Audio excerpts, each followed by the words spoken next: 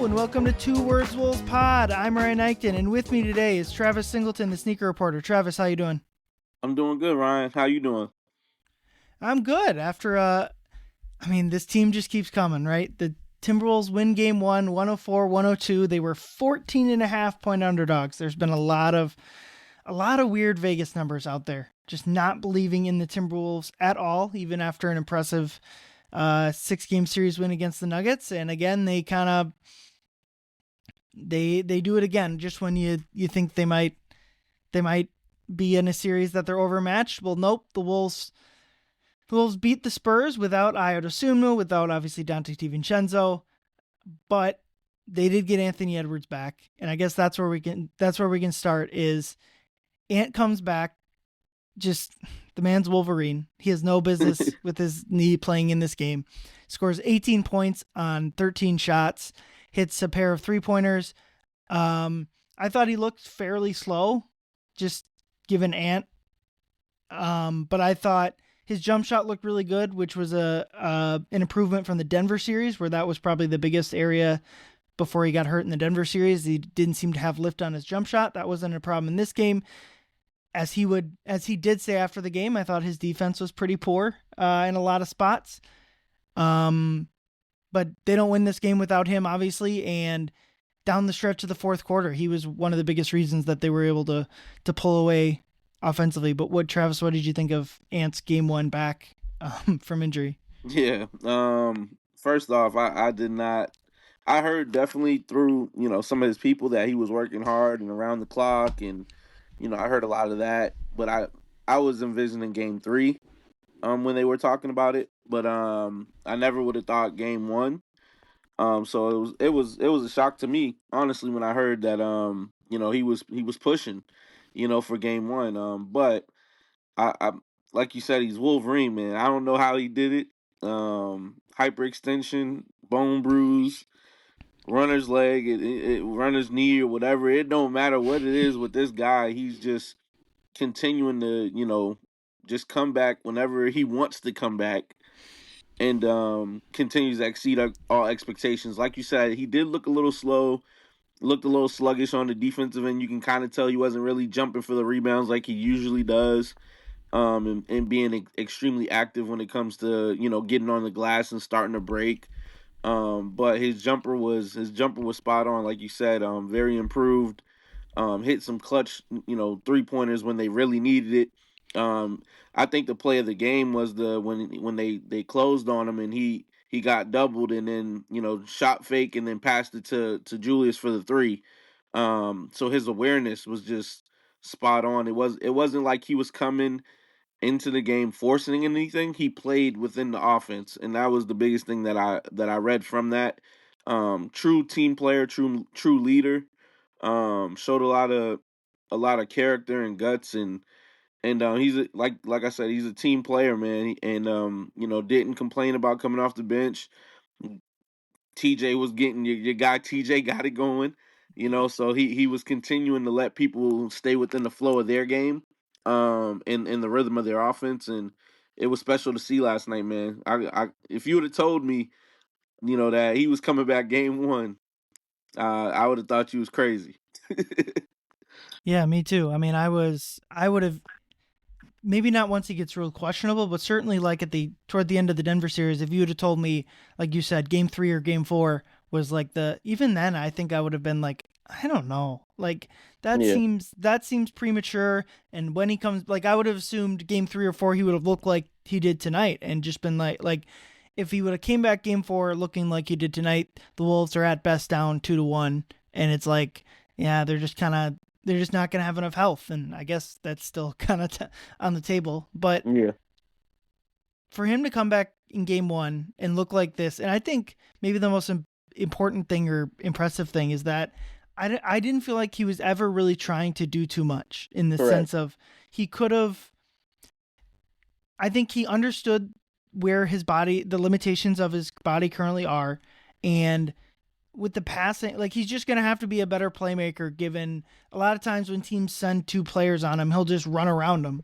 And Correct. he's just not gonna he just doesn't have that, and who knows if and when he gets that back in these playoffs. But like he's just gonna have to make smarter plays. And I thought enough of the times tonight he did that. Didn't try to force up crazy shots. When he did get open looks, he knocked them down. When he got to the rim, it wasn't trying to dunk on people. It was he had gotten open lanes to the rim, and that's kind of where I felt like I mean the defense, especially late in the game, and like the turnover and the bad mental mistakes. There was a dozen of them. If I felt like it, I could go clip them up and post them, and it would look bad. And that's a fair criticism of him. But even setting that aside, even if in his diminished state, I thought he provided a ton of value for Yeah. the Wolves. Even just like spacing the floor, providing a little bit of extra ball movement or attacking the paint, like all of that. With especially with Io out, but even if and when Io comes back, they're just going to need more shooting, more ball handling, all of that stuff. And so, like, we can talk about how much, or it's not even worth talking about because we don't know what his recovery plan will look like. But like, even if he slowly gets kind of more of his game back as the series goes on, even in this state, I think Ant did and can provide a lot of value for the Wolves. Correct. And to go off of what you said, he did hold himself accountable at the end of the game, which I Yep. really I respected that. You know, he's like, I had a turnover. I missed those offensive, rebounds that the other player got. So he was saying that, he was holding himself accountable, which I loved, and he wasn't satisfied, and that's something that you love to hear from him. So man, just the fact that he was on the floor was, I think, a motivational, inspirational boost for the team. And especially seeing him, after everything that happened, and like you said, so fast. I truly was on the bandwagon of don't play Ant until you probably lose, and if he can come back, then let him come back. And I also was on the bandwagon of he's probably going to come back maybe game 4, game 5, because you don't want to chance anything. But what he gave yesterday was a huge spark, and he was able to help the team, get over the hump. Everybody that contributed, they needed it, and it's their fault because they missed those free throws.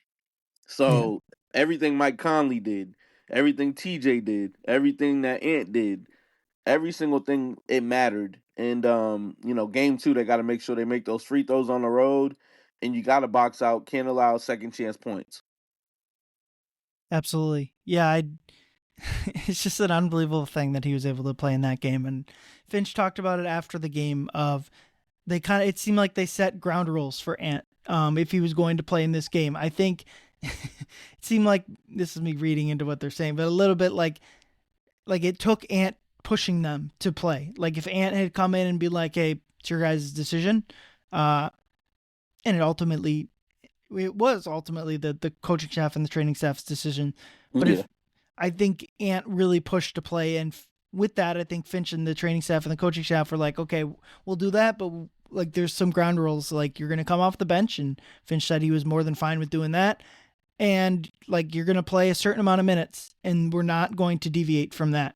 yeah, And I thought that was the case. It seemed like during the game, Ant was kind of pushing Finch to like let him play more, and all sides correctly came to the conclusion, like, no, you're gonna sit down, because we need you for this series, we need you for next year. Like you just that's what it has to be. mm-hmm. So I thought within that, I thought it was impressive from Ant to still provide as much value in he could in the limited minutes that were available to him, and not let any of the the other mental side of the game kind of Yeah. affect him in that sense. That's why I said true leadership. True, he showed a lot of he showed a lot last night for me mentally. Because as a teammate, you're a star, you're the franchise player, you're coming off the bench. That's a pride hit to most people. But Ant's like, hey, you know what? My team's already cooking. I'm here to help them with it where they need it. And it showed how much he trusted Finch too. And that's another thing, because if you can listen to the coach game plan, and listen to the game plan and apply what you need to the game plan to help any way you can, then it takes a lot. I don't know too many stars that would do that. Especially if they know, like, hey, I'm coming back, I'm in here. What's up? Whoop de whoop. Jason Tatum, prime example of somebody that was able to listen and do that same thing with Boston. Came off the bench when he came back. Obviously the injury bug got to him at the end, which I didn't like for my Celtics, but you know, Ant was just a true professional, just like Jason Tatum was, and that's what your teammates want to see, and when you do that, your teammates will go to war for you, and that's exactly what happened.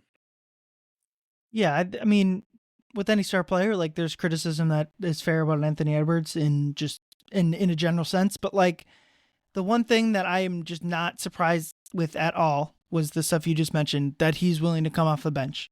That's the like obviously in the if it's the middle of the season, regular season, and Ant's perfectly healthy and you randomly bench him, he'd like anyone just be confused, right? Like Yeah, that. No one's advocating to put Anthony Edwards on the bench, but like when the circumstances dictate that he's only going to play 25 minutes, it makes sense for him not to play the first X amount of minutes. Like his rotation, like it just makes sense. And Ant's the type of guy where like if they're like the ego stuff is just not. The dude just wants to win, and yeah, you can levy other criticisms about like the mental side of the game, like I did with his defense, and like he did of himself down the stretch of the game. But correct. like playing for the team, playing for your teammates, like all of that side of stuff, it's just like he's really good with that kind of stuff. So to me, it's like that's something that I think we understand about him, covering him and being around him and watching this team all the time. But like maybe the national people, or a fan that doesn't watch 82 Timberwolves games a year might not pick up about him. Um, Yeah, but I guess go read Chris Hines' book. That this type of stuff is all over that. correct. Yeah, he like I said, he showed a lot of guts last night to me. He showed a lot to me because at first I thought it was just gonna be like a game plan type of thing, like, oh yeah, Ant's questionable, so now the Spurs will Yeah. have to game plan for him, and then they're gonna come out the cut and do the whole little hokey pokey with TJ, and now we fooled you. But then as soon Mm-hmm. as I heard that Ant was pushing to play, I was like, okay, well now this is a possibility. And I'm glad he was able to get out there, man, because you need that type of star player, and you need somebody that's willing to do what he did, to push and drive, himself, mentally and physically, to get back on the floor for game one. It speaks volumes for who he is as a person, and like he said, he just wanted to be out there with his brothers, so he was out there last night, contributed in a huge way, 18 points, got the game one win, and we're rolling into game two now. Yeah, it I just gotta say it again. It's insane that he was out there. Like It is. truly it's truly crazy that he severely hyperextended his knee. Luckily, thankfully, didn't have any major like ligament damage that would have.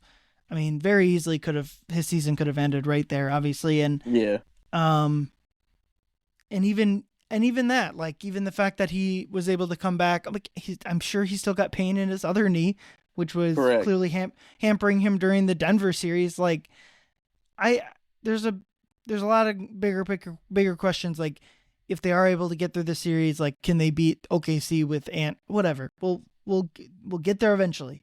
But like Yeah, right now, judging by our expectations coming into this game, which were that Ant was going to miss this one and the next one, and who knows from there.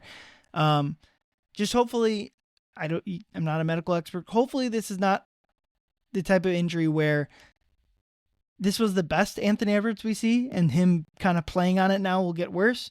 I don't. My guess is I don't think that's the case, because if it were, they wouldn't have sent him they out there wouldn't in have put game him out one. there. Yeah, correct. They would Yeah, I have they felt. would have Yeah, tried to either save him or just straight up shut him down. So hopefully this is like the beginning of, like, this is the worst Ant will look physically, and it'll just keep getting better. And if that's the case, like obviously there's so much time left in this series. And the Wolves are still slight underdogs, which I don't really have a giant issue with that. That makes sense, even up 1-0. But the Wolves absolutely can win this series, and at the very least, it's gonna be a dogfight for both teams. And that wasn't necessarily the expectation coming in. I think a lot of the national people were picking the Spurs in 5, or and thought like 6 was a stretch. Even myself, I pretty solidly picked the Spurs coming into this series. Hmm. Um, and in just one game, just kind of similar to all the similar after game one against Denver, like the series is absolutely flipped on its head. The Wolves are absolutely in this, and I expect more. I expect the Spurs to respond back, but certainly we'll leave the game two previews for later, I guess. But like the Wolves have a chance to really throw another punch in game two. But yeah, it should be just again got to reiterate how incredible it was that Ant was out there in the first place. Yeah, and then he also said last night too. He said that it's one of those injuries where he has to just keep going, right? Like he has to keep it. It can't get tight again. He has to stay loose. So I'm pretty sure around the clock treatment, he's still gonna have that going. He's still gonna get the massages. He's gonna be on the bike trying to keep it loose. So it's one of those situations. Like I'm assuming that it's gonna continue to get better as he's going, as long as he's getting that treatment. And then, who knows? Whatever game he does come back and he's 100%, then the Spurs really got to look out, because what's going to happen is it's going to go from 25 minutes to 30 to 35, and then the Spurs Yeah. might get caught up in a whirlwind where they don't know what's going on. So, yeah, like you said, kudos to Ant for coming back, and yeah, I just and it's crazy too, because like it was like maybe yesterday morning I got like a random text from one of his people in his camp, and it was like the side eye. Like, so I'm like, what the hell is this? Like, what are they doing? So then I reply back, I say, hey, what's going on? And then they just reply back, you'll see in a few hours. And I was like, okay. So, it's just one of those where it's like it just instantly just he felt like he was ready, and look what happened. Yeah, and I think similar to the stuff we said about him coming off the bench and being a teammate, like you can criticize the fast food in his diet. That I think that was maybe more of a younger Ant thing, but like I don't know, you can if he's still doing that type of stuff, that's I guess worthy of criticism. But what you can't, on the flip side, with taking care of his body, would you can't get on Ant for is like laziness. Like You can't. the dude puts in the work, and like a lot of, I mean, I can't speak for other players, but like he certainly could have just like rode out the season, right? Like had a bad injury, like play it safe, don't push anything. Like we'll rehab, but like we're gonna take it slow, and that approach, even a fair approach, would have probably kept him out of this series entirely. Correct. And that's just not the type of guy Ant is. He's going to continue to push and make sure he's on the court. So I don't know, Yeah. just a crazy guy. Let's talk about Wemby, because obviously that's Yeah.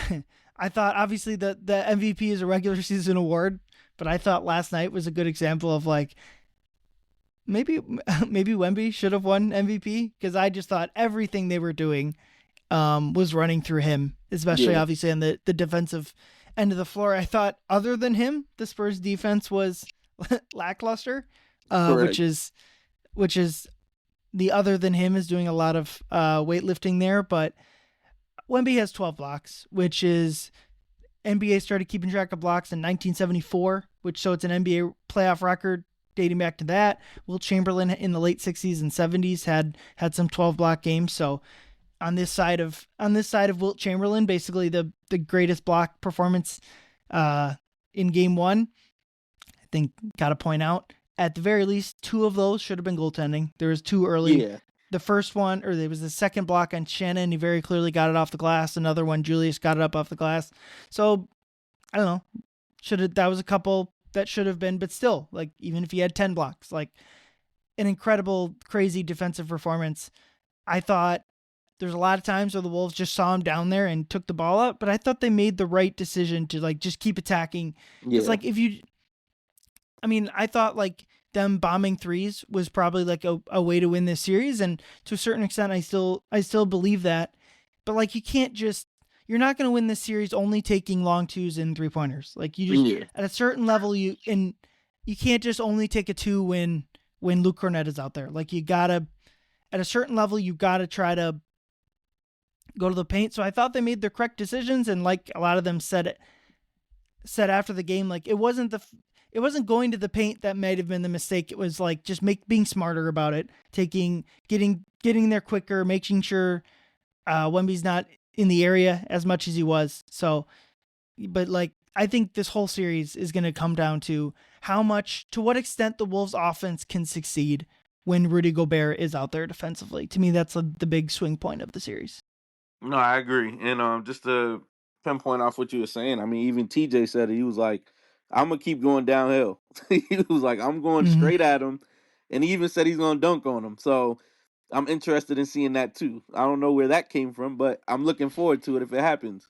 But that's what they have to do. They got to continue to attack him, try to get him in foul trouble. If it happens, that's cool too.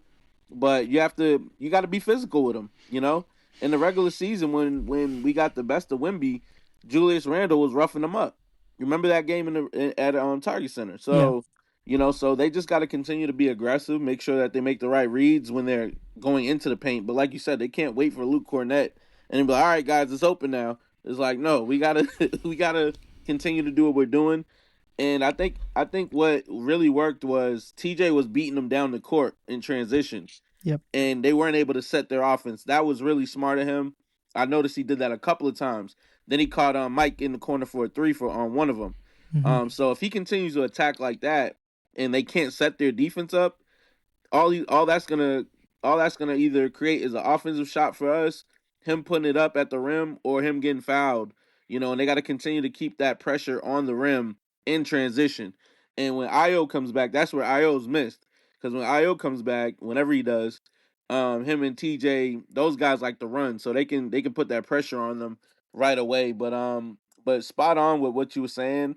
When it comes to with Rudy on the floor, they gotta figure out what they're gonna do offensively, and they can't get stagnant because what they'll do is they'll give Rudy the ball, but then he's waiting for somebody to get open. But then if you noticed it, we had about I said we like I'm out there playing. They had about they had about 4 or 5 shots where they got late. Julius Randle had to throw it up late because Yep. they got stagnant with the offense with Rudy out there. So just want to see some more flow of the offense, sort of like his 8 assist game that he had against Denver. Where he was just getting the ball, it was flowing the whole time. So they got to get back to that if they want to be able to be successful with him on the court. But defensively, I thought he did a pretty good job on Wemby.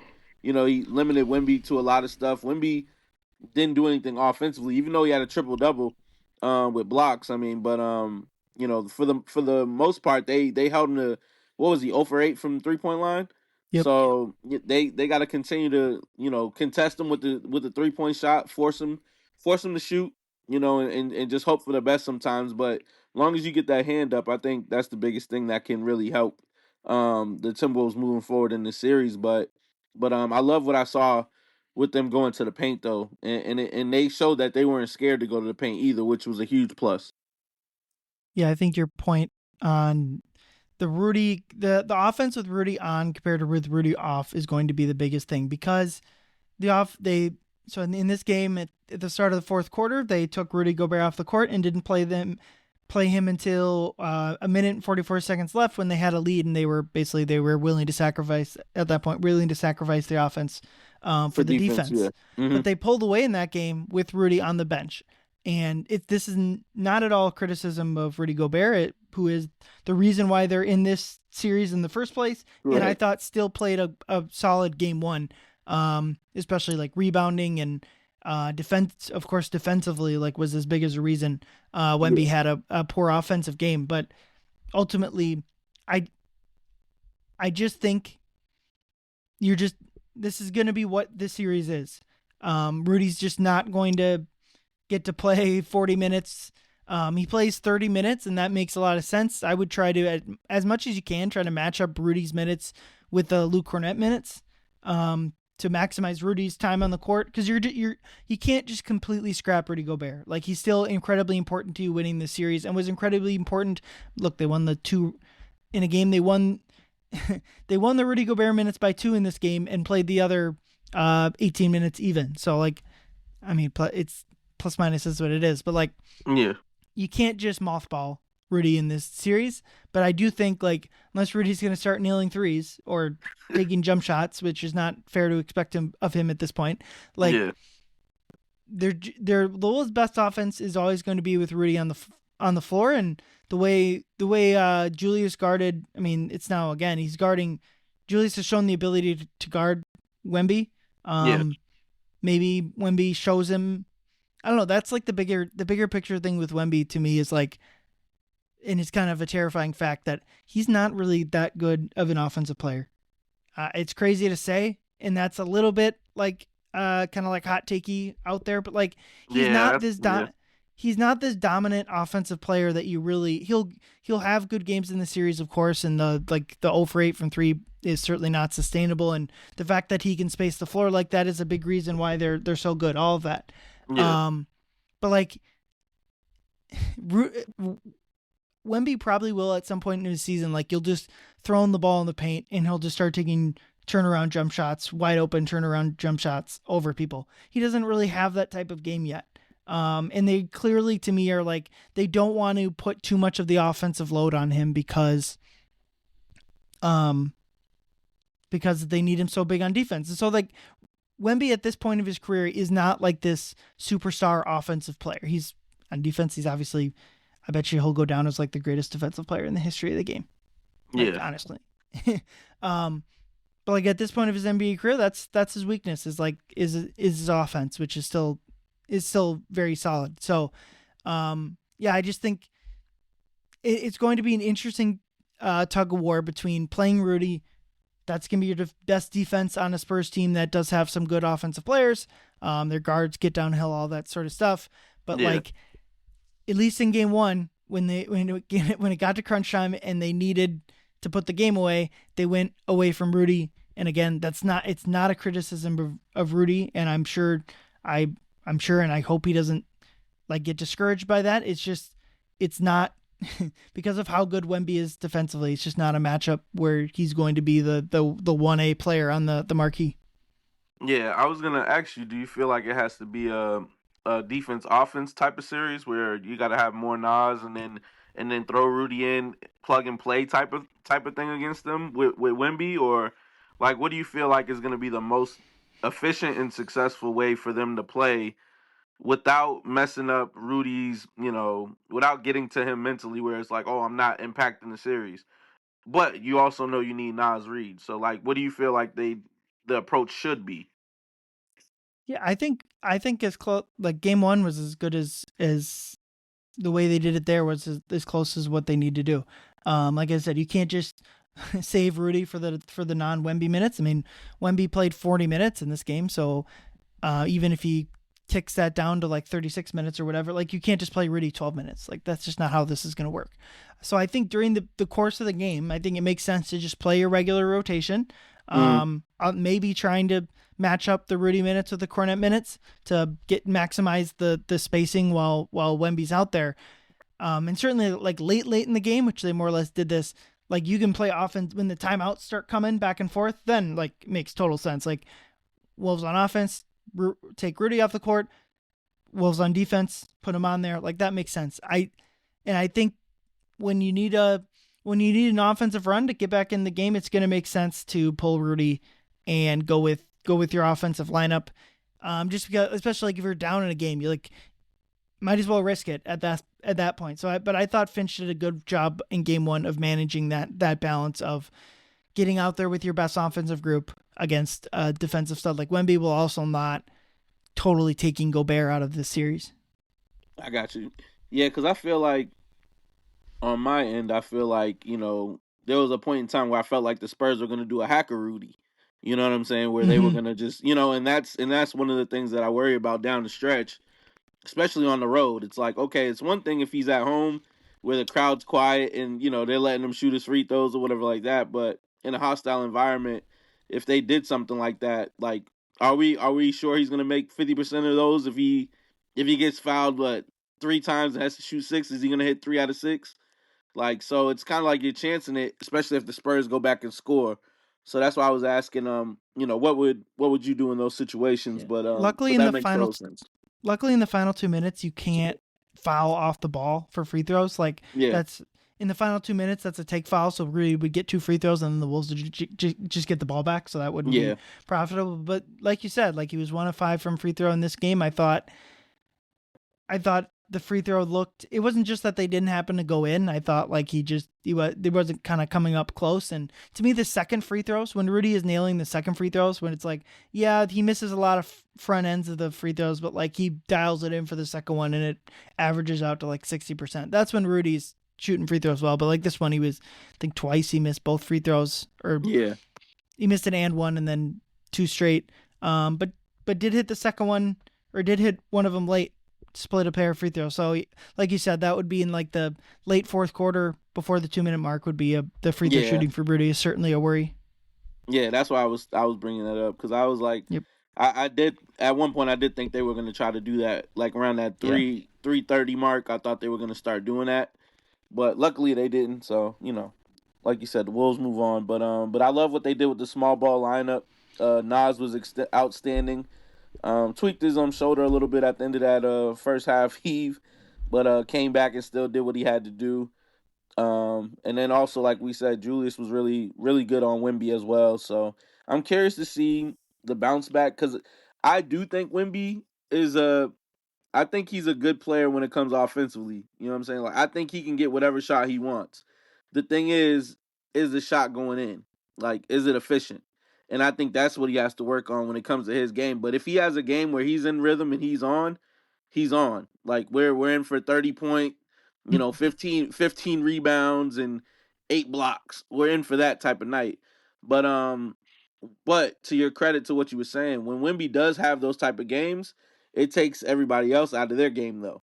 So you're not getting the Fox, you're not getting the Castle, you're not getting, the Keldon Johnson points off the bench. Like when they're focusing and dialing in on Wemby because that's the game plan.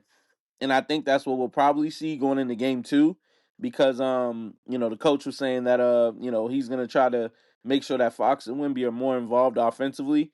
He said he knows that they're gonna bring it defensively, but he said offensively, he said they're gonna show up in the way that we need them to win game 2. So looking forward to seeing the bounce back. But I think when Wemby gets it going, that takes away from the team and the ball's not flowing as much because now he's taking it from the 3 point line, doing his 2 steps, getting into the lane, or he's taking, the 3 point shot, but he's actually hitting it. So it's one of those where you got to kind of live with what he's doing and hope that he's not on fire that night. Yeah, to your point, I think Wemby will have better offensive games, far better offensive games in this series, and that's where the Wolves weren't punished for taking Rudy off the court because they were able to defend with him off because the Spurs weren't executing or knocking down shots. I mean, Wemby and Fox were combined 0 of 12 from 3. Yeah. If you want to cherry pick and throw Keldon Johnson's 0 for 2 in there, that's 0 for 14. So, like, there will be times in this series where those guys are offensively playing much better, and so they will punish the Gobert off the court defense more. And so that's kind of where the rubber will meet the road, in my opinion, with the series is like, if and when that happens, I mean, if it doesn't, the Wolves are just going to win. If the Spurs aren't able to generate offense with Rudy off the floor, like the Wolves will just win the series. Just like how if the Wolves can't find better offense with Wemby on, they'll lose the series too. So, that'll be the question is whether that either of those two things can start happening, and I just wonder if Wemby at this point of his career has it like for all series to be the type of defender he is. And this was the question with the Spurs coming in. Like they just don't have the experience that the Wolves have. Right. And you kind of need you need a series like this potentially from them, even if they win or lose, like to really be tested before we know what kind of their makeup is. And Wemby's shown to be, like, I believe he'll be an all-time great NBA player, probably one of the best ever. But right now he's just so young, and so it'll be interesting to see how they attack that, because like ultimately, like, Julius Randle should not be able to cover. He's done a great job on him, but he should not be able to cover Victor Wembanyama. Like there's a damn near a foot height difference. Like he should just be able to face up and knock down wide open jumpers. Yeah. And if and when that happens, it'll be how the Wolves respond will be huge. Correct. And then one of the things that I had to laugh at is like Wemby was catching rebounds and trying to put him back in all in one instance. It's like Yeah. I didn't understand that, because he did a couple of those where if he would have just came down and gathered, maybe they would have had some better offensive opportunities. But it was like he was trying to like put him back and like shoot it at the same time, which was kind of weird Yeah. to me. But he made those mistakes. I know obviously game 2 they're gonna try to bounce back and they're gonna try to make some adjustments and they're gonna try to get the crowd into it right away. So, but like you said, Julius shouldn't be guarding him the way that he is right now, and it's been impressive to see what him and the Wolves are doing right now. Yeah, and for every young team, it's like I know no one had any doubt that they'd beat Portland, right? Like impressive win, but they were never really tested in that series. And so this is really, and why this series is fun from a Wolves perspective, like this is seemingly the first time that Victor Wembanyama in his playoff career is going to get tested. The potential warts in his game are going to get prodded at, and I'm just very curious to see how he responds and what type of performance he's able to put out there in game 2. A lot of pressure on them for game 2. Like obviously like they don't want to go down 2-0 heading to Target Center where the Wolves were 3-0 last round. Like regardless of winning or losing this series, like that's the fun stuff of the playoffs. Like, I mean, I was just thinking all the player, like just listing out the either potential or almost surefire Hall of Famers the Wolves have faced in the postseason the last 3 seasons. Kevin Durant, Nikola Jokic, Luka Doncic again, LeBron James, Steph Curry for just a game, Shai Gilgeous-Alexander, Nikola Jokic again, and now Victor Wembanyama. Those guys are all going to end up being, if they're not already, like the fifth. I mean, Wemby's the furthest from this because he's just so young. Like, those are all Those are some of the 50 greatest players in the history of the game, and obviously for a lot of those guys, the number 50 sells them short, especially the guy in LA, of course. But that's the fun of it. Kyrie Irving too. Yeah, not doesn't have like you don't throw Kyrie in the top 50. No, you don't think so? No, that's a really Kyrie cooked them. He like souffled them. He did everything he wanted against us that series. He just doesn't have like the career accolades to go up against the guy. I mean, like he's not a Hall of Famer though. I didn't say that. Oh, okay, all right. No, well, you said Hall of Fame players. He was like, name these are the Hall of Fame players that played. That's fair. That's definitely true. In that sense, I was more thinking of like 50 greatest players ever. Where Kyrie's no. I was talking about like right now. Like he's not a top 50 player. Oh, in the league right now. Yeah, sorry. I was saying 50 all time, like in the history of the game. Yeah, I got you. I got you. Kyrie will. Yeah, he'll make the Hall of Fame. Like you hit the shot in Game 7. That's pretty. That was a big. Yeah, I'm about to say he had a Hall of Fame career. Like you hit that shot and you make like one All NBA team just to prove you're not like it was a lucky shot or whatever. Like he'll make the Hall of Fame, and maybe that says more about the Hall of Fame, the Basketball Hall of Fame. But to your credit though, I like the path that I mean. You take out Joker first round, then you go against Wemby, then you're looking at LeBron or Shai, and then whoever you play, the Lakers aren't winning that series. Don't even like it'll be Shai. I'm just saying, what if Luka comes back? I don't care. You don't care? Okay. They're not going to win that series. Okay, so you take down Shai, and then who we playing? Who you think's coming out the East? New York. You think New York's coming out the East? Okay. Somebody else said. No, I saw them. Somebody else said that to me. 2 weeks ago, and I was laughing. But apparently they won by 30, and it was the second best win they've had recently. No, I know. I'm still hurt about my Celtics, so that wasn't the Knicks' fault. That was your own team's fault. Yeah. That was Missoula's fault. So Knicks. So you got a Knicks, and then if the Wolves made it, Knicks and Wolves, that'd be interesting. That's the dream for the Wolves fans. Like, get Cat. I'm a Cat guy, so I mean, Knicks are. I'm not going out on a limb. Like the Knicks are favored to win the East. Like, yeah, I still like what Cleveland can do if they get it all together. It's a Because it lot of comes trouble. down, I feel like it comes down to shot making, and I think James Harden and Donovan Mitchell can make big shots, just Sure, like in how. the first 4 to 5 games in the series, and then you're relying on Game 7 James Harden. Good luck with that. Yeah, that's true. You got to get over that hump. So okay, now it'd be interesting to see. No, those teams can absolutely win. I think the Knicks are, as flawed as they may be, I think they should be able to win the. I mean, it's like for them at this point, it's like if not now, when? Like Yeah. it's not gonna get easier next year. Like Boston will likely reload. Indiana will be back. Yep.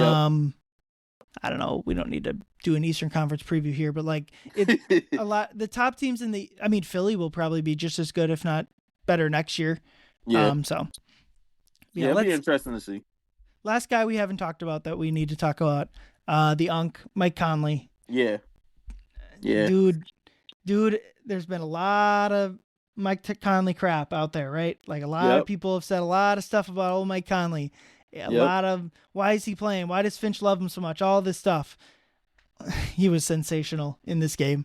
He was 4 of 7 from 3, knocking down shots. I mean, that's like if Wemby's going to be in that far of a drop, like guys like Mike Conley are going to be able to walk into threes. You got to knock him down. Obviously, like they're not going to let Ant walk into threes in the same way they do Mike. So like it's going to be on Mike to knock down the shots. You mentioned the one in the corner assisted by TJ. There's another one off of Wemby block. Wemby blocks it, I think, off the backboard, so it's a live ball. Jaden scoops it up and finds Mike in the corner, and that was kind of the dagger shot. They went up 9, and we don't need to talk about the end of the game. The just glad Champagny missed the I was surprised people were questioning. I was surprised people were questioning the lack of timeout from the Spurs coach. I'm like, they got a wide open shot. I don't know, like I don't think calling a timeout and letting the Wolves defense that was locking them down all night, I don't think the timeout was going to help them there. They got a good look. It just didn't go down. But yeah, Mike was incredible, and they've needed Mike last round, and they needed him this round. And I just think plainly, this is a different Mike Conley than we saw earlier in the year. The month off he got, basically when he got traded and came back and was off the roster for a while and basically didn't play for him, I think that really helped him, especially with his shot. Like his wrist was all screwed up. He got, I think, surgery on it last offseason or maybe during the, I don't know. Like his wrist was just not healthy, and it was not, you couldn't feel his hand apparently at times during these games. Like it would just go numb on him. And so it appears we've gotten not the old Mike Conley back, like not like the one they traded for at the deadline for D'Lo, like not as good as back then, but like to me, this is the Mike Conley that we expected to get coming into this season. Yeah. No, I totally agree with you. I mean, knock down shots. He said it last night too. Like, him and Finch have like a true connection where he's like an extension of him on the floor. And sort of like a coach on the court, and a calmness to the team in big moments. And he hit the shots that needed to be hit. And like you said, if they're gonna sag off him and let him shoot, I'm good with Mike Conley shooting those threes. So if you're gonna give it to him, I'll let him take them. So, but he capitalized on everything, man. I felt like he made every big shot, every big play that they needed. And Mike, he does the little work too. He gets in there for those rebounds. He's gritty. And he really stepped up for him in a big way. And Finch is rewarding him by trusting him and putting him in that spotlight where, year 19, he's still producing and doing what he needs to do.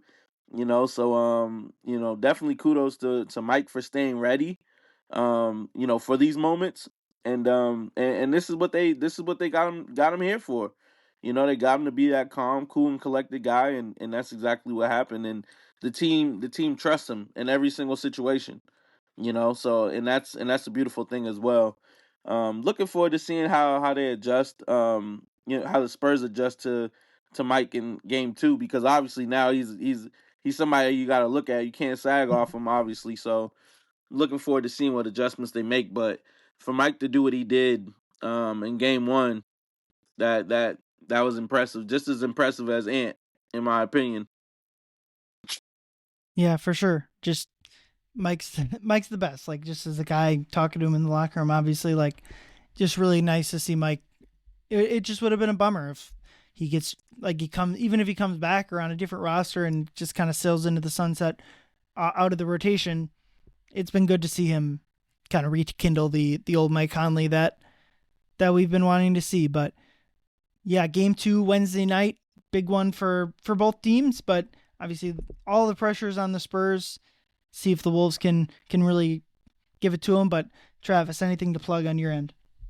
No, just look forward to more content on all socials. Sneaker Reporter at Sneaker Reporter, and then sneakerreporter.com.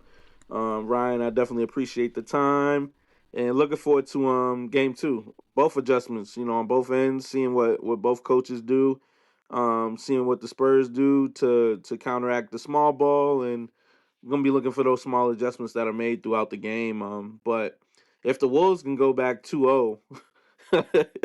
I mean, that would be a beautiful sight to see for any Minnesota fan for sure. But I'm expecting a more aggressive Wemby when it comes to the offensive side, and yeah, looking forward to seeing what happens. Absolutely. Well, either way, obviously you want to come back 2-0, but even 1-1 Target Center this weekend will be rocking. Friday night game 3, Sunday night Mother's Day game 4. Gonna be an incredible atmosphere. I'm looking forward to Travis seeing you out there, and appreciate your time coming on. No problem. Thanks for having me, man. I appreciate it, man. Yeah, but for Travis, I'm Ryan. Thank you everyone for listening. Go Wolves. Hey, you.